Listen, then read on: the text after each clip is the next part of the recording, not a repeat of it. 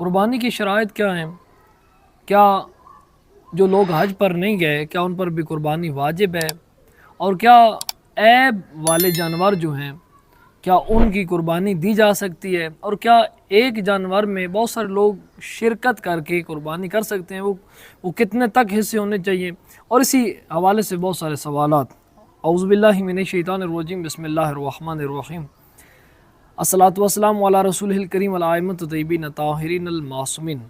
مومنین کرام، بعض اوقات یہ سوال کیا جاتا ہے کہ قربانی کیا واجب ہے یا مستحب ہے؟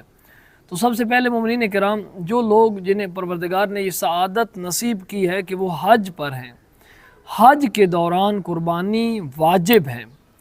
حج کی شرائط میں سے ہے، حج آپ کا قبول ہی تب ہوگا، ان میں ایک شرط یہ ہے کہ وہاں پر قربانی کی جائے، اور وہاں پر آپ ایک جانور میں 2-3 حصے نہیں ڈال سکتے، ہر شخص اپنی علیحدہ سے قربانی کرے گا، اور اسی طرح اس کے ساتھ اور بھی بہت ساری شرائط ہوتی ہیں۔ لیکن اب جو لوگ حج پر نہیں گئے، اپنے اپنے ممالک میں، اپنے اپنے وطن میں، اپنے اپنے شہروں میں رہ رہے ہیں، کیا ان پر قربانی بھی واجب ہے اسی طرح جس پر حاجیوں پر ہوتی ہے؟ تو ایسا ہرگز نہیں ہے۔ قربانی فقط حاجیوں پر واجب ہے، باقی جو لوگ حج پر نہیں گئے ان پر قربانی کرنا مستحب مؤکدہ ہے، یعنی وہ مستحب عمل کی جس کی بہت زیادہ تاکید کی گئی ہے۔ ایسا نہیں ہے کہ آپ واجب نہیں ہے تو چھوڑ دیں، نہیں، بہت زیادہ تاکید کی گئی ہے۔ حالانکہ یہاں تک بھی روایات میں ملتا ہے کہ آپ قرض لے کر بھی قربانی کریں۔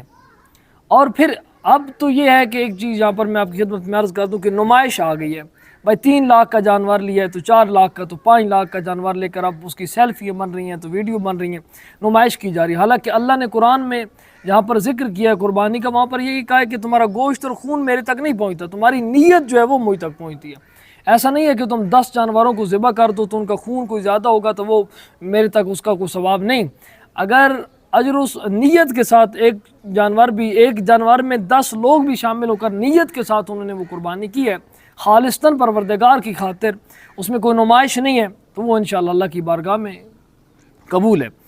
تو یہاں مومنین کرام جو شرائط قربانی ہے اس میں کیا ہے کہ آپ یہاں پر مستحب ہے، حاجیوں کے علاوہ تمام لوگوں پر جو یہاں پر رہ رہے ہیں اپنے اپنے ممالک میں، ان پر مستحب ہے، مستحب موقع، وہ کریں قربانی۔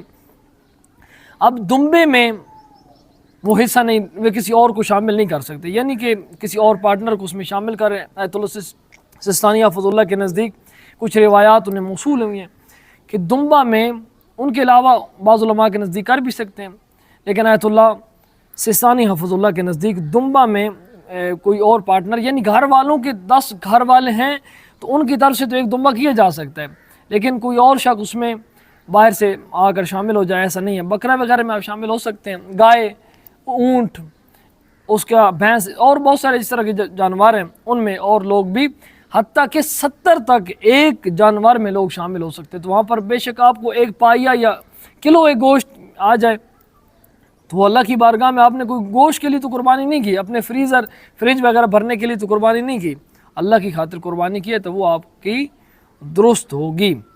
مومنین اکرام، اس کے بعد جو عیب والے جانور ہیں، یعنی کسی کا سینگ ٹوٹا ہوا ہے، کسی کا کان کاٹا ہوا ہے، اسی طرح کے اگر مختلف عیب ہیں تو کیا ان جانوروں کی قربانی بھی یہاں پر جو حاجی نہیں ہیں وہ کر سکتے ہیں؟ تو کوئی حرج نہیں ہے۔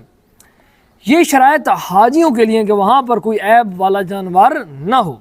یہاں پر اگر آپ کو عیب والا کوئی جانور ہی ملا ہے اور آپ کے پاس وسائل نہیں ہیں، آپ نہیں لے سکتے، تو وہ جانور ہی آپ اللہ کی راہ میں قربان کر سکتے ہیں، اس میں کوئی حرج نہیں ہے۔ لیکن اگر آپ کے پاس وسائل ہیں اور مال و زر ہے تو اللہ کی راہ میں جو اگر آپ کر رہے ہیں تو اس میں بہتر ہے کہ اچھا جانور ہونا چاہیے، اس میں کوئی عیب نہیں ہونا چاہیے، لیکن اگر ہے تو قربانی کے لیے وہ ہو سکتا ہے، اس میں کوئی حرج نہیں ہے۔ مومنین اکرام، اسی حوالے سے اگر آپ کا کوئی سوال ہو تو آپ کامنٹس میں ہمیں آگاہ کر سکتے ہیں، اور مزید انشاءاللہ قربانی کے حوالے سے ہم آپ کی خدمت میں اور مختلف ویڈیو میں بھی بیان کریں گے۔ والسلام علیکم ورحمۃ اللہ وبرکاتہ۔